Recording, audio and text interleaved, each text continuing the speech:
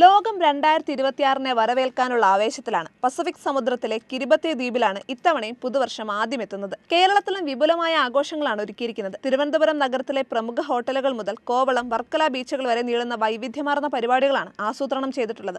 ഇത്തവണ തലസ്ഥാനത്തെ ആഘോഷങ്ങൾക്ക് കൊച്ചിയിലെ കാർണിവൽ മാതൃകയിൽ ഒരു പ്രത്യേകതയുമുണ്ട്. വെള്ളാറിലെ കേരള ആർട്സ് ആൻഡ് ക്രാഫ്റ്റ് വില്ലേജിലെ 10 കലാകാരന്മാർ ചേർന്ന് നിർമ്മിച്ച 40 അടി ഉയരമുള്ള പാപ്പാഞ്ഞിയെ കത്തിക്കുന്നത് ഇവിടുത്തെ പ്രധാന ആകർഷണമാകും.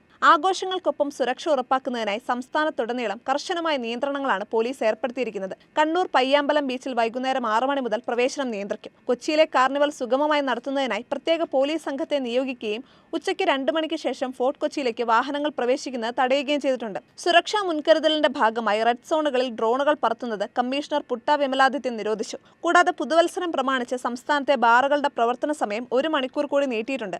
ബാർ ഉടമകളുടെ ആവശ്യം പരിഗണിച്ച് സർക്കാർ എടുത്ത തീരുമാനപ്രകാരം രാത്രി 12 മണി വരെയാണ് ഇന്ന് പ്രവർത്തനാനുമതിയുള്ളത്.